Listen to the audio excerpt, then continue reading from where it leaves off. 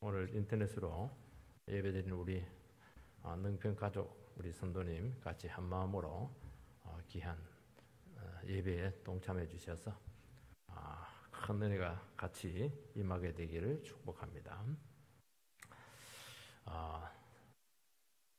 실타래가 엉클어져 있으면 그걸 막 잡아당긴다고 풀리지 않습니다.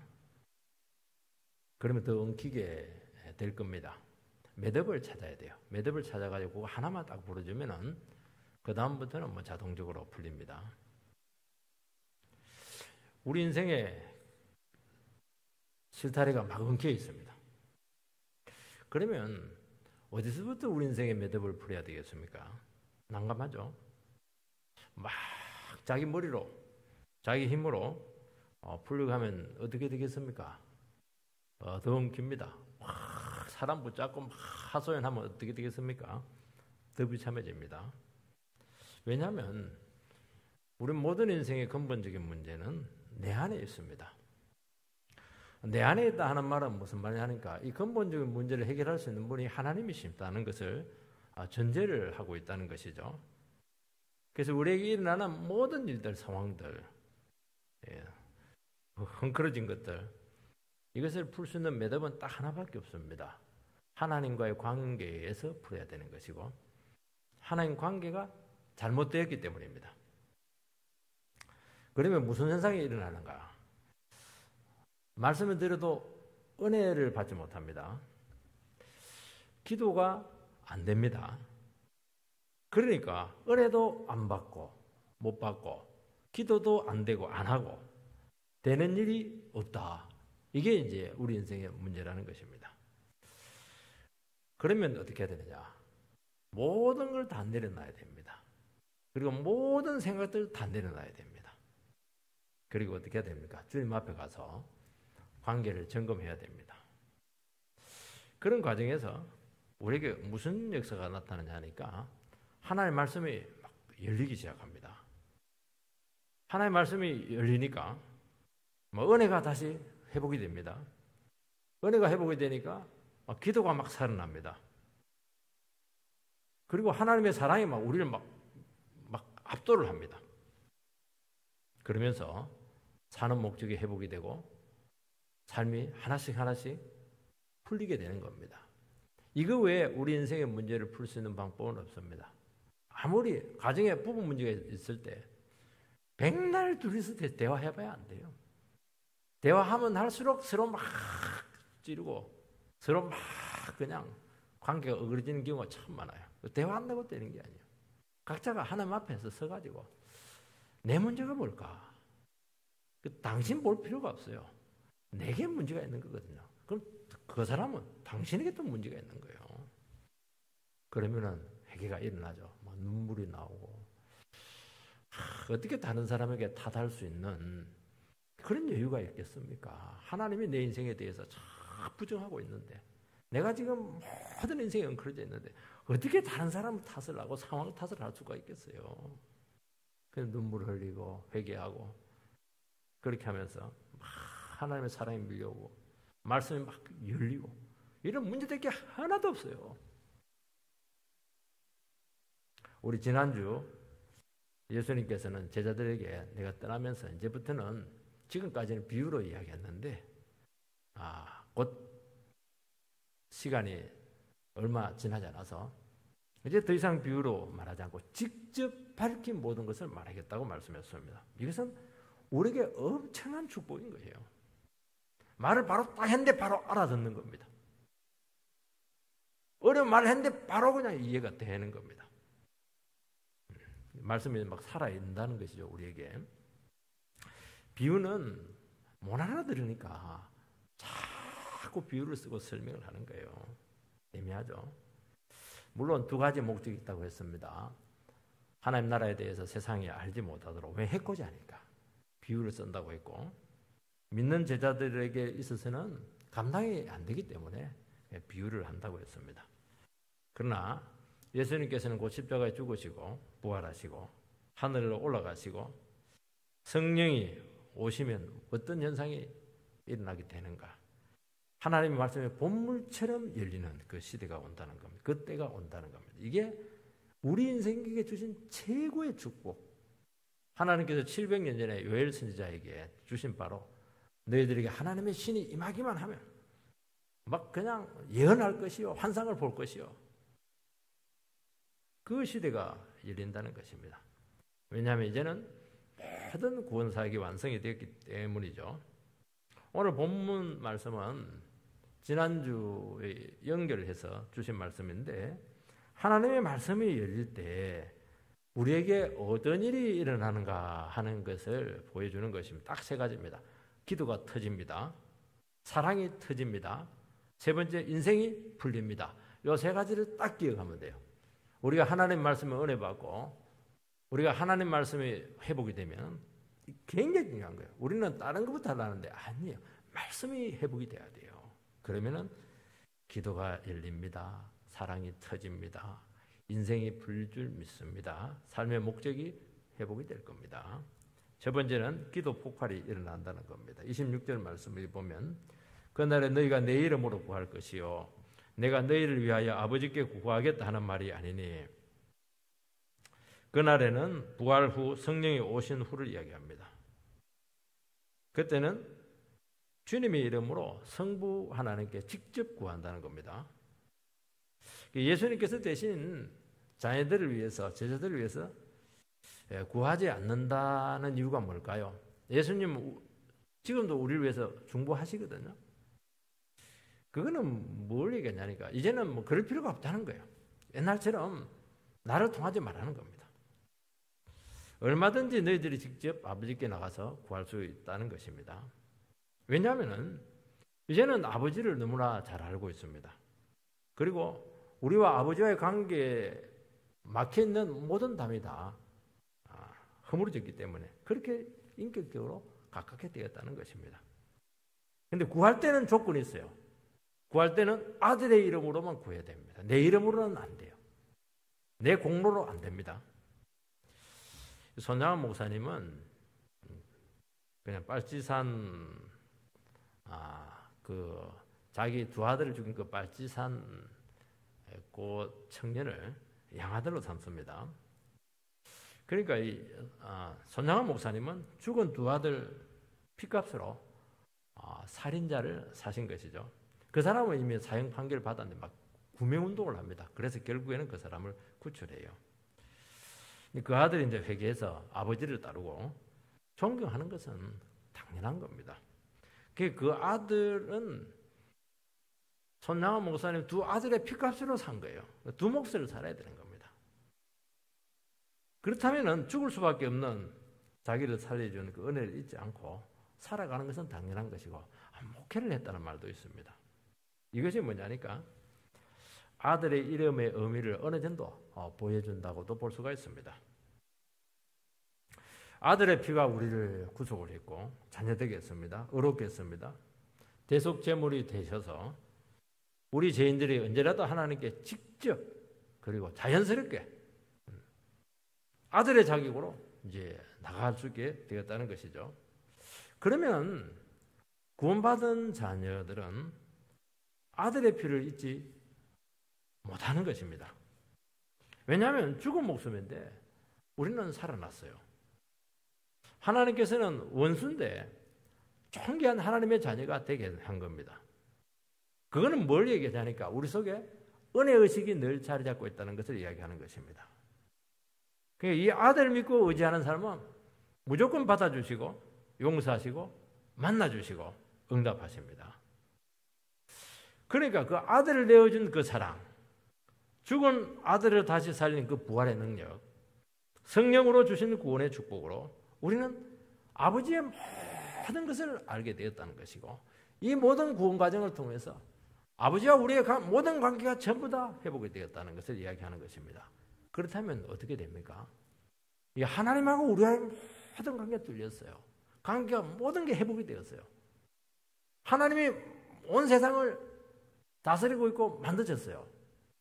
그러면 어떤 일이 생기겠습니까? 겁날 거 없죠. 뭐가 겁이 나겠습니까? 죄도, 가난도, 죽음도, 심판도 아무것도 두렵지 않다는 겁니다. 이게 뭐냐니까 아들의 이름으로 아버지께 나갈 때 주시는 축복이죠. 예수님이 계실 때 제자들은 잘 기도하지 않았습니다. 왜냐하니까 예수님이 계시니까 예수님이 알아서 다 해주시니까 그 예수님께서 미리 알고 다 중보를 다 하셨습니다. 제자들은 예수님께로부터 가르침을 받고 말씀을 듣고 이렇게 했는데도 잘 알아듣지를 못해요. 비유를 가지고 이야기를 해도 엉뚱한 소리를 하고 이해를 못한다는 겁니다. 왜냐하니까 감당이 되지 못했기 때문이죠. 그러나 부활을 하시고 성령 오심으로써 이제 영적 사실을 깊이 있게 알고 밝히 알게 되었다는 것입니다. 그게 깨달음과 기도의 혁명적인 변화가 왔다는 것을 알 수가 있습니다. 그러니까 오늘 우리 이 시대는 어떤 시대냐면은 기도가 술술 풀리는 시대가 왔다는 겁니다. 기적이 일상화되었다는 것입니다. 약속의 성취가 되었다는 것입니다. 언제라도 어느 누구든지 목사가 아니라 우리 예수 믿는 성령 받은 모든 사람들은 아버지의 뜻을 얼마든지 알 수가 있고 그 하나님의 약속의 말씀을 붙잡고 기도하기만 하면 무조건 응답을 받는 것이죠. 내가 너희를 위하여 아버지께 구하겠다 하는 말이 아니니 예수님이 제자들이나 우리를 위해서 기도하지 않는다는 뜻이 아닙니다.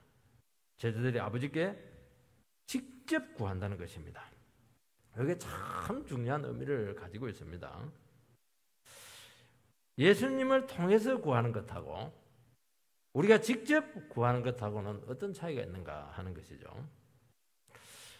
일단 뭐 중요한 것은 중간다리가 필요 없는 거예요. 지금까지 제자들은 예수님을 통해서 모든 걸 다 했습니다. 근데 이제는 아니에요. 이제 예수님은 안 계세요. 그러면 이제 아버지에게 직접 이제 통해야 된다는 것을 말씀하고 있는 것이죠. 예수님을 통하면 아무래도 친근합니다. 그렇지만은 인간적입니다. 그리고 쓰리쿠션이니까 간접적이에요. 여러분 직접 말할 때하고 누구를 통해서 간접적으로 이야기할 때 상당히 다르다는 것을 알 수가 있습니다. 간접적으로 말할 때는 한계가 참 많아요. 직접 이야기할 때는 거기서 모든 결정이 그 순간에 다 난다는 겁니다. 그리고 직접 딱 말하면은 그 말에 대한 책임이 훨씬 더 크다는 것을 알 수가 있습니다. 제자들이 육신을 입은 예수님께 무엇을 구합니까? 당연하죠. 모든 걸 다 구했습니다. 모든 걸 다 구했다는 게 아니고 좀 수준 낮은 것들을 많이 구했다는 것을 알 수가 있어요. 인간적인 거, 자질구레한 거, 자기 생각들, 감정들, 너무너무 자기 중심적인 것들을 구해왔다는 것을 알 수가 있어요. 그게 기도가 훨씬 차원이 낮았다는 것을 이야기합니다. 그러니까 뭐 때를 쓰기도 하고 징징거리기도 하고 왜 징징거리고 때를 씁니까? 그 이유는 안 들어줄지 모르기 때문에 징징거리고 때를 쓰는 겁니다. 진짜 아버지가 내 기도 들어준다. 100% 응답된다. 그러면 징징거릴 필요 없어요. 그냥 아버지 아시죠? 그러면 뭐 다 하는 거예요. 떼쓸 필요가 없어요. 왜냐하니까 약속 붙들고 기도하면 다 된다는 걸 믿기 때문에 그렇게 하는 겁니다. 여러분 엄마에게 구하는 것하고 자식들이 아버지에게 구하는 것하고 좀 차이가 있잖아요. 엄마에게는 뭐 자식에게 다 구하지만 아버지에게는 상당히 좀 다르거든요. 여러분 성령을 통해서 직접 아버지께 구하면은 바로 이런 기도를 한다는 거예요. 승리자로서 죽음을 극복한 자로서 아버지의 깊은 뜻을 알고서 하나님 약속에 대한 깊은 깨달음을 통해서 기도를 한다는 겁니다. 그러니까 훨씬 수준이 높은 거예요. 예수님 눈이 안 보이니까 자기가 직접 아버지께 응답받아야 되거든요. 그러면 어떻게 해야 됩니까? 하나님 말씀을 통해서 나가는 겁니다. 약속의 말씀을 붙들고 깨닫고 그 약속 붙잡고 기도해야 될 거 아니겠습니까? 예수의 이름으로 기도한다는 게 결국에는 하나님 약속 붙들고 기도하는 것이거든요.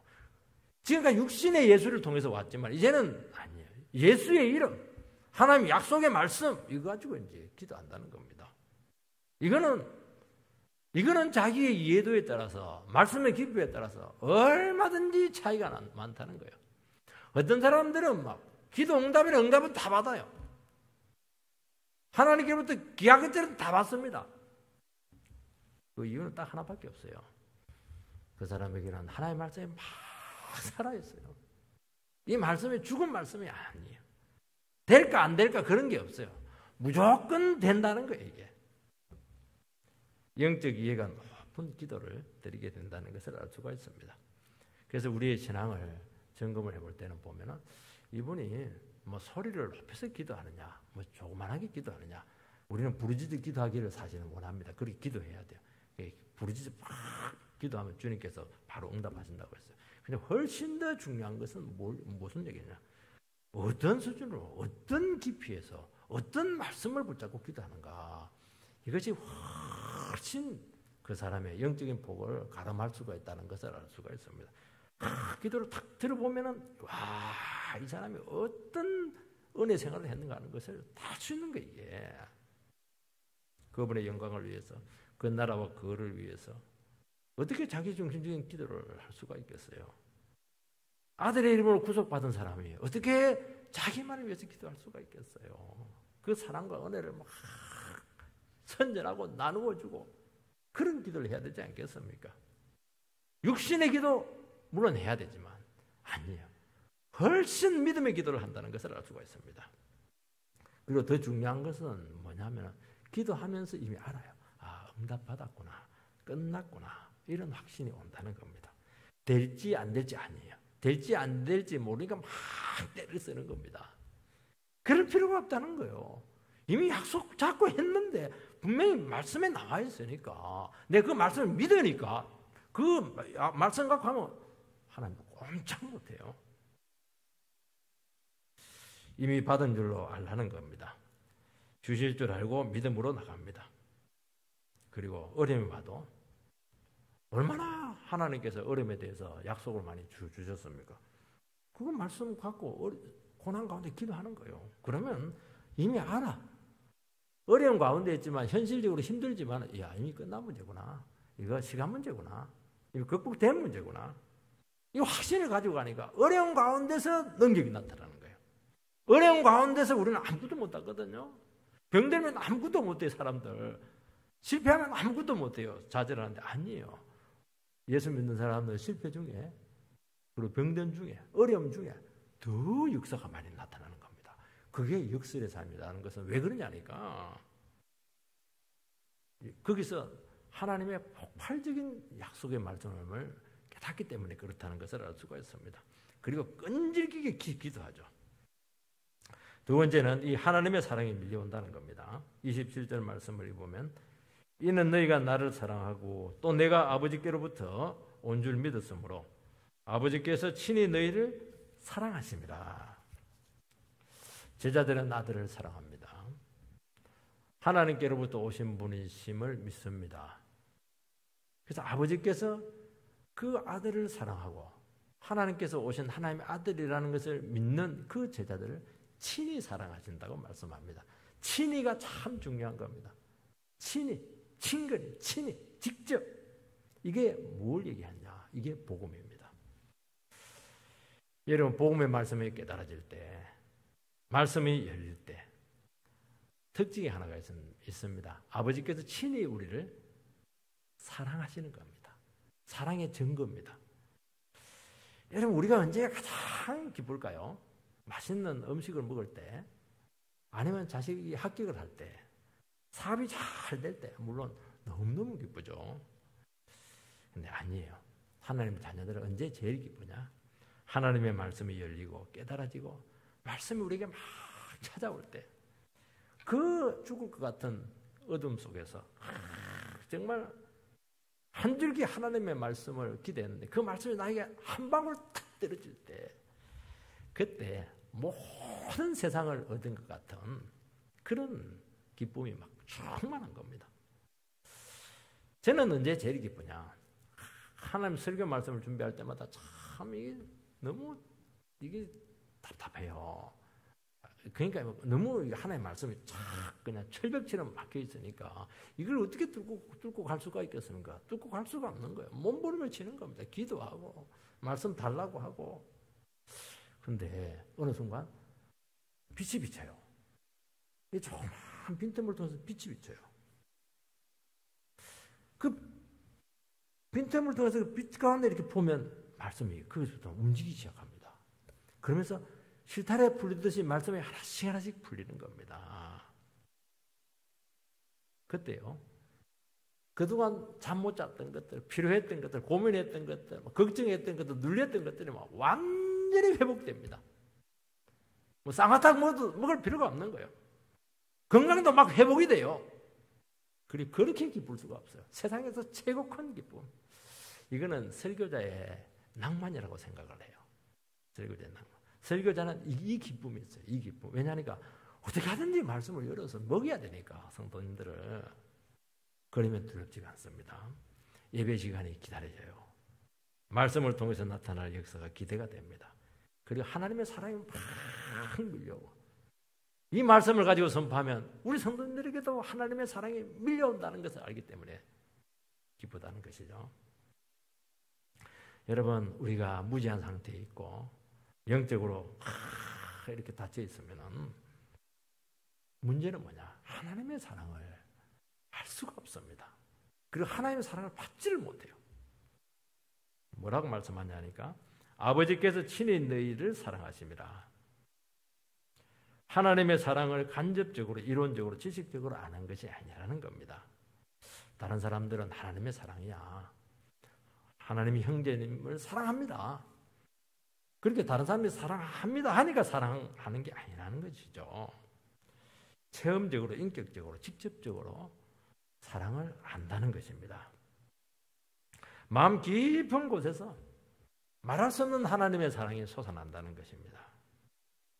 이거는 사랑을 받아본 사람만이 느낄 수 있는 감격인 것이죠. 그게 압도되는 거예요. 압도. 여러분 부부싸움을 했다든지 누구를 미워한다든지 용납하지 못할 때 우리는 우리 영혼이 다치는 것을 알 수가 있어요. 예배 자리로 오시기 바랍니다. 예배 자리에 오면은 예배 자리는 뭐 하는 곳이냐면은 하나님의 말씀이 우리에게 부딪히면서 하나님의 사랑이 밀려오는 겁니다. 왜냐하니까 우리의 모든 문제는 하나님의 사랑을 받지 못한 데서 오기 때문에 그렇게 하는 겁니다. 그 증거가 무엇이죠? 차와요 마음이. 막 마음이 얼어붙어 있어요. 온갖 생각이 많아요. 근데 하나님 말씀을 듣는 가운데 나도 모르는 사이에 이상하게 마음이 풀어져요. 마음만 풀어지는 것이 아니고 근육도 신경도 막 늘어져요. 나도 모르는 사이에 마음에 변해 있어요. 이해도가 깊어지고 있어요. 그러니까 자연스럽게 다른 사람들이 용서가 되고 다른 사람들이 하는 이런 것들이 이해가 되는 겁니다.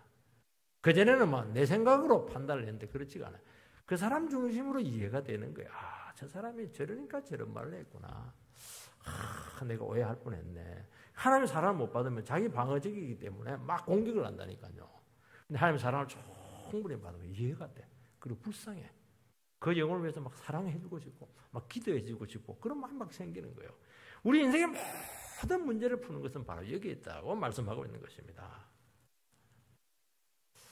여러분, 하나님의 사랑 외에 골마터진 인생의 문제를 해결할 수 있는 방법은 없습니다. 자녀들의 문제, 부부간의 문제, 우리 인생의 모든 문제 푸는 방법은 딱 하나밖에 없어요. 말 아무리 잘해도 안 돼. 설교 아무리 잘해도 안 돼. 설교 듣고 사랑받으면 괜찮은데 하나님의 사랑밖에 없다. 그렇게 말씀하고 있는 것입니다. 왜 싸웁니까? 왜 믿지 못하고 그렇게 의심을 합니까? 왜 불안해합니까? 왜 체험받지 못한 헛된 것에 그렇게 빠집니까? 어떤 사람은 레크레이션에 그리 빠지고 오락에 그리 빠지고 어떤 자기 일에 그렇게 빠지고 왜 그렇게 해요? 속이 허하니까. 속이 하니까 이 뭔가를 채우긴 채워야 되는데 이 채울 수 있는 방법이 없는 거예요. 텔레비 100날 봐도 안 채워집니다. 그거. 뭘로 채워야 됩니까? 그거는 하나님의 사랑으로 채우라는 겁니다. 우리 모든 인생들은 차에 보면 기름 탱크 있지 않습니까? 우리 인생 모든 마음 속에서는 하나님의 사랑 탱크가 있는 거예요. 그 앵커가 나서 그렇게 된 것이거든요. 그러면 주유를 해야죠. 말씀을 통해서. 하나님의 사랑이 확 주유가 될 때 모든 기능이 다 살아난다고 말씀하고 있는 것입니다. 복음은 인간 재성과 하나님의 사랑을 동시에 말합니다. 말씀을 듣고 깨달아지면 딱 나타나는 현상이 뭐냐? 용서받을 수 없는 죄인을 그 사랑하신 하나님의 사랑의 깊이를 우리가 체험적으로 알게 되는 것입니다. 이런 죄인을 끝까지 포기하지 않고 아들까지 주시기 사랑했다는 것을 정말 믿어줘요. 그러니까 막 눈물이 나오는 겁니다. 그리고 내가 얼마나 죄인이었던가 하는 것이 깊이 깨달아지는 것이고 정말 나도 대단한 존재구나. 왜 예수가 나를 위해서 죽었는가? 내가 얼마나 단단하고 고집스럽고 내 중심적인가? 정말 나를 왜 바꾸려고 하지 않는가? 얼마나 하나님이 답답했으면 아들을 보내시기까지 깨닫게 했을까? 그 죄인됨에 대한 깊은 인식이 우리에게 찾아온다는 것입니다. 그러면서 사랑이 막 깊어져요. 눈물샘이 막 터지는 겁니다. 바로 그 간격만큼 은혜로 채워진다는 것입니다. 그게 사랑의 탱크에 채우는 겁니다. 이것이요, 모든 시험과 악과 실패와 인생의 그런 어두운 모든 것들을 전부 다 넉넉히 이기게 하는 그런 원동력이라고 말씀하고 있습니다. 여러분, 은혜 받은 만큼 능력으로 나타납니다. 자신감으로 채워집니다. 우리 얼마나 많은 인생의 어두운 그림자들이 있습니까? 그걸 어떻게 걷어치우겠습니까? 날씨만 희끄무리하면 생각나는데요. 어떤 실패나 좌절도 극복할 수 있는 믿음이 우리에게 생기는 것입니다. 여러분, 미래가 불확실한 세상에서 하나님만 의지하는 자녀를 하나님께서 외면하지 않는다 하는 이 자신감이 얼마나 중요한지 몰라요. 우리 지금 막 불안하고 어려운 가운데 지금 살아가잖아요. 이 또한 지나가리라. 뭐 단단한 거예요. 이것도 하나님 손 안에 있지 않습니까? 물론 걱정이 한 번씩 와요. 그렇지만 결국에는 모든 것을 지고 계시는 분은 하나님이시다. 할 수 없는 평안이 우리에게 온다는 것입니다. 그리고 내가 얼마나 귀한 존재고 나를 구원하기 위해서 하나님이 얼마나 엄청난 일을 했는지, 이 사랑은 절대로 나를 실패하게 하지 않는다. 그 확신이 우리에게 찾아올 줄 믿습니다. 우리를 구원한 목적이 있다는 것을 알지 않습니까? 여러분, 우리는 목적이 있는 사람이에요. 우리는 하나님께서 특별하게 세웠습니다. 이런 사람을 어떻게 망하게 할 수가 있겠습니까? 망하지 않아요. 망하게 한다면 더 좋은 게 있기 때문에 망하게 하는 겁니다. 망함을 통해서 더 주님을 나타내기 위해서 하기 위해서 그렇게 하지, 절대적으로 망하지 않아요. 우리는 어떤 상황에서도 하나님께서는 나를 아신다는 겁니다. 이게 얼마나 큰 힘이 되는지를 모르죠.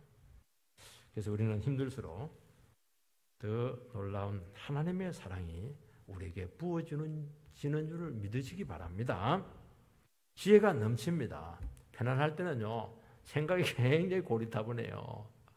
그리고 막 어떻게 하면 막 세상에서 즐길까 이런 생각하는데요. 진짜 주님 안에서 이 어려운 시대 가운데서 기도하면서 말씀 붙들고 그렇게 하면요, 막 지혜가 막 넘칩니다. 얼마나 총각을 다투는 그런 시급한 문제들이 많아요. 두렵지가 않아요. 근데 막 믿음 갖고 탁탁 해나가면 아구가 맞듯이, 인생의 아구가 맞, 척척척척 맞아 떨어져요. 몇 분 단위로? 1분 단위로. 어떤 게 1초 단위로 아구가 맞아 떨어져요. 참 신기해요, 하나님. 그러니까 내만 중심에 서 있고 내만 믿음으로 딱 서 있으면은 불안할 거 하나도 없는 거예요, 여러분. 그리고 나에게 일어나는 모든 문제들이 다 이해가 됩니다. 일것없이 어떻게 그 험난한 인생의 강을 우리 성도님들께서 건널 수 있다고 그렇게 자신할 수가 있겠습니까? 너무 용감하죠? 제자들이 주님을 사랑하는 줄 아버지께서 아십니다. 주님이 아버지께로부터 보냄받았다는 것도 알고 믿는다는 것을 누가 아느냐? 그걸 아버지가 안다는 거예요. 이게 잘 이해가 안 될 텐데요. 아브라함은 평상시에 하나님을 잘 믿었습니다. 그리고 하나님을 참 사랑했어요. 근데 독생자 이삭을 갖다 바치라 이렇게 했을 때 그걸 순종을 합니다. 그때 하나님이 아브라함에게 뭐라고 말하냐니까, 네가 진짜 나를 사랑하는 줄 내가 알았다. 그렇게 얘기합니다. 그전에도 사랑했어요. 그전에도 참 믿음이 있었습니다. 근데 아들을 다 갖다 바쳤을 때, 그 순종했을 때, 목숨 걸고 딱 하나님을 의지했을 때 진짜 네가 나를 사랑하는 줄 내가 알았다. 그 얘기를 하는 겁니다. 이거. 아들보다 하나님을 더 사랑하고, 그리고 이 아들이 비록 죽을지라도 부활할 것을 믿었다는 거예요.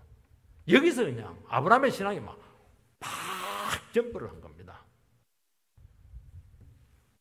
아브라함은 자기 자신에게 일어난 일, 어떤 요구에 대해서도 자기 생각, 아들에 대한 연민, 여기에 빠지지 않았어요. 힘들었죠. 여러분, 모리아산까지 가는 그 사흘길은 아브라함 인생에서 최고로 먼 길이었어요. 사흘길 그거. 얼마나 생각이 많았겠어요. 이 아들 어떻게 죽여야 되나 말아야 되나. 아들이 딱 한마디 하잖아요. 아버지, 불도 있고 횃불도 있고 장작도 있는데 잡을 양은 어디에 있어요? 그 말을 할 때 막 아브라함은 막 어떻게 합니까? 그래서 막 무너지죠. 니다 이놈아, 그 말을 어떻게 해요? 막 아들 잡고 퍼질러 앉아서 막 눈물 내면서 울 텐데 하나님 왜 그러는 거야? 이렇게 할 텐데 여호와께서 알아서 하신다고. 그 말을 하는 거예요. 그 말이 지은 줄 압니까? 아버지한테 뭐 뜻이 있을 거야. 그 얘기하는 거예요. 그거 믿고 갔는데 뜻이 있었잖아요, 이게. 그 자기와의 싸움을 이겨낸 거예요, 이게. 자기와의 싸움을. 그러니까 아브라함은 인생상에 있는 어떤 문제들이 있을지라도, 비록 죽음의 문제가 있고 자기 자식의 그런 죽음의 문제가 있을지라도 그 모든 문제들을 아버지에게로 연결을 한 거예요. 자기 생각으로 가지 않았어요. 그렇게 하니까 아버지의 사랑이 너무 컸고 하나님의 계획이 너무 깊다는 것을 깨달았던 것이고, 죽음을 이기는 부활의 능력을 그는 거기서 벌써 체험을 한 거예요. 이게. 그 믿음을 알고 보셨다는 겁니다. 우리가 예수를 믿는다는 것은 입술의 고백이 아닙니다. 우리 인생에 예수밖에 믿을 분이 없다는 것입니다. 그분의 부활을 믿는다면 우리는 어떻게 해야 되겠습니까? 우리의 전 삶을 맡기는 것은 당연한 것입니다. 우리에게 일어나는 모든 일을 주님과의 관계에서 다 풀어낼 수 있다고 말씀하고 있는 것입니다. 이걸 본다는 거, 이게 신앙이라는 겁니다. 네가 진짜 나를 사랑하고, 그리고 아들을 아버지께서 보낸다는 것을 네가 하나님 아들을 믿었다. 그걸 아버지가 안다는 거예요. 우리가 진짜 너는 믿음 생활을 하는구나. 너는 진짜 예수를 믿는구나. 이걸 안다는 거예요. 이거. 가짜로는 몰라요. 그걸 알면 어떻게 합니까? 그때부터는 하나님의 사랑과 축복이 막 능력이 몰려온다는 겁니다. 왜 나는 막 사랑이 이렇게 메마를까? 왜 은혜가 안 될까? 나는 왜 능력이 안 나타날까? 인생이 꼬일까? 여기에요, 이거. 진짜 안 믿어서 그래요. 교회 안에서만 믿는 거예요, 지금. 현실에서는 전혀 믿음이 작동을 안 하는 거예요. 가짜입니다, 그거. 그걸 아버지께서 안다는 거예요. 우리는 누구를 상대할 때 그 사람과의 관계로만 그 문제를 엮기 때문에 실패합니다. 제가 나한테 이 말했어? 웃기네. 나는 내게 할 말이 없는 줄 알아? 이렇게 하니까 문제가 되는 거예요. 그러면 어떻게 되느냐? 그 사람에게 내가 딱 묶입니다. 그 사람 범위를 벗어나지는 못해요. 사람과의 관계에서 잘잘못에 너무 마음이 빼앗기고 분석하고 잠 안 자고 그러다 우울증 걸리는 겁니다. 이때 어떻게 되느냐? 나를 하나님과 묶어버려야 돼요. 그리고 그 상대도 하나님하고 엮어버려야 돼요. 나하고 다 분리시켜버려야 돼요. 나는 하나님께로 연결시키고 그 사람은 하나님께로 엮어버려야 돼요. 그러면 무슨 문제가 생기나요? 어떤 일이 생기느냐? 그 사람에게 매이지 않아요. 우리는 사람에게 너무 많이 매이거든요. 거기 와서도 매이고 집에서도 매이고 사회생활에서도 매이고 그렇게 하는 거예요. 이해관계로 매이고 막 모든 것으로 다 원한관계로 매이고 전부 다 매여 있는 게 그거. 막 부부도 막 서로 막 매여 있어요. 저 인간 때문에 내 인생 막 망쳤다고. 그게 매여 있는 거거든, 그게요. 그걸 풀지 않고서야 어떻게 인생이 열리겠습니까? 연결하세요. 나는 하나님께로 연결하겠습니다. 여보야도 아버지께 엮어버리겠습니다. 그럼 엮이는 거예요. 이게. 그러면서 매이지 않습니다. 여러분 풀려야 돼요. 매이면 안 돼요. 여러분들 왜 매여요? 이 한 번밖에 없는 인생인데. 그러면 무슨 일이 생기느냐? 사랑이 가능해요. 계속 사랑이 가능해요. 그 사람의 태도와 상태와 상관없이 그 사람을 주님의 마음으로 상대할 수가 있게 된다는 것입니다. 그때 하나님의 사랑이 터진다는 겁니다. 우리의 전 삶이 하나님과의 관계에 있음을 고백하는 것이죠. 그때 모든 욕망과 이기심에서 자유하게 된다는 것입니다. 너무 받은 사람이 많기 때문에 세상에 대해서 여유를 가져요. 나를 미워하는 사람에 대해서 여유를 가지는 거예요. 그렇게 해서 인생을 푸는 것이죠. 주님의 공로와 사랑이 너무 크기 때문에 막 은혜가 넘칩니다. 아무것도 문제가 안 돼요. 하나님에 대한 엄청난 인식과 함께 다른 영혼에 대한 풍부한 감수성이 살아나는 겁니다. 그분의 뜻을 구하고 다른 영혼의 필요와 효과적인 섬김에 그렇게 관심이 많아요. 왜냐하면 그게 제일 기쁜 일이거든. 그건 나만 할 수 있거든요. 여러분. 다른 영혼의 아픔을 자기 일처럼 느끼게 된다는 것이죠. 민감성이 민감성. 그러니까 민감하니까 기도가 지속적이 돼요. 그리고 굉장히 구체적이 되고 중간에 포기하잖아요. 기도를 보면 알 수가 있습니다. 마지막에는 인생이 풀린다는 겁니다. 28절 말씀을 보면 내가 아버지에게서 나와 세상에 왔고 다시 세상을 떠나 아버지께로 가노라 하시니 주님께서는 아버지께로부터 와서 세상에서 아버지의 뜻을 이루시고 아버지께로 갔습니다. 임무완수입니다. 예수님은 삶의 근원도 삶의 목적도 삶의 목적지도 아버지였습니다. 그러니까 예수님은 자기가 없었습니다. 모든 것을 그분의 뜻 안에 제한했습니다. 내 힘, 목적, 이룸 이런 거 없습니다. 여러분 우리는 어디서부터 와서 어디로 지금 가고 있습니까? 우리는 사람에게서 와서 사람에게로 가요. 세상에서 나와서 세상으로 가는 겁니다. 그러니까 실패입니다. 아버지께로부터 와서 아버지의 일을 하고 아버지께로 가라는 거예요. 주님께서는 그 아버지의 뜻을 위해서 모든 것을 버리고 낮아지셨습니다. 죽기까지 순종했어요. 그를 지극히 높으셔서 어떤 존재도 감당할 수 없는 최고의 존귀한 구원의 삶으로 응답을 가지고 쓰셨다는 겁니다. 사랑하는 성도 여러분, 하나님 말씀에서 나오지 않는가? 우리는 말씀에서 나와서 말씀대로 살다가 말씀으로 기결되는 겁니다. 하나님의 말씀에서 나오지 않는 거, 하나님의 말씀으로 증명되지 않는 거, 나중에 어떻게 되겠습니까? 그거 전부 다 추하게 드러날 줄 믿습니다. 우리의 삶의 자리를 여러분 점검하시기 바랍니다. 내 사업이 지금 어디에서 와서 어디로 지금 가고 있습니까? 자녀 교육의 출처가 지금 어디에서 와서 어디로 지금 가고 있습니까? 성경입니까? 세상 교육 철학입니까? 하갈이 막 화가 나가지고 막 가출을 했어요. 그래서 막 그냥 임신한 몸을 갖고 성질대단해. 하갈도 친정이 애굽이잖아요. 그때 하나님께서 광야에 있는 그녀에게 막 그냥 질문합니다. 네가 어디서 와서 어디로 가고 있는가? 그 이야기합니다. 어디서 와서 어디로 가고 있습니까? 아브라함 집에서 가출해가지고 지금 친정 죄악의 도시 하갈로 가고 있는 거예요. 그 중간에서 지금 광야에서 지금 목이 말라서 죽을 입장입니다. 지금 너 지금 하고 있는 게 잘하고 있느냐고 지금 질문하는 겁니다. 그러면서 뭐라고 하냐니까 다시 아브라함 집으로 돌아가라는 거예요. 사라의 권위 아래로 들어가라는 거예요. 그러면 내가 너를 축복하고 그리고 그 아이를 축복하겠다. 그리고 나서 순종했을 때 거기서 막 샘물이 터져버렸어요. 그 물 마시고 다시 돌아간 것입니다. 이게 축복받는 길입니다. 우리가 어디서 와서 어디로 갑니까?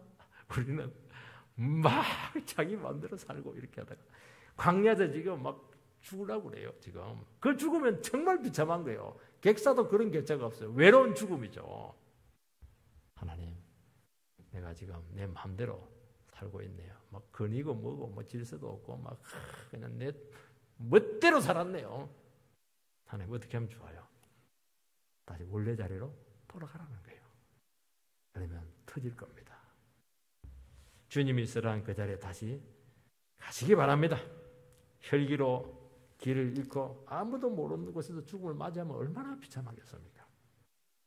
여러분, 인생을 승리로 이끄는 길은 하나밖에 없습니다. 주님은 모든 것이 아버지와 연결이 되어 있었습니다. 아버지께로부터 왔고 아버지 일을 했고 아버지께로 갔습니다. 그러니까 아버지께서 다 책임지시고 이끄시고 영광 받으셨습니다. 이게 인생을 푸는 길이에요, 여러분들. 어떻게 우리가 모든 인생의 문제를 스스로 책임을 집니까? 반드시 실패하고 지치게 되고 광야에서 막 그냥 괴로워할 것입니다. 여러분, 목회는 늘 얘기하지만 목사는 내가 하는 게 아니에요. 아버지가 하는 겁니다. 아버지가 해야죠. 우리 자식 한 사람도 거누지 못하는데 이 많은 50명, 70명 되는 우리 성도님들 내가 어떻게 간수할 수가 있겠어요? 안 되는 겁니다. 아버지가 알아서 하는 거예요. 그러니까 힘이 안 들고 행복할 수가 있는 겁니다. 자유롭죠. 세상은 궁극적 처소가 아닙니다. 결국 아버지께로 가야 됩니다. 사람에 묶일 이유가 없습니다. 자유해야 돼요. 나에게 묶여두면 집착합니다. 왜 사람을 나에게 묶여둬요? 내 자신도 힘들어 죽겠는데. 아버지께로 자꾸 묶여두시기 바랍니다. 자신도 묶여두세요. 세상에 매일 필요가 뭐가 있습니까? 임시처소밖에 되지 않겠습니까?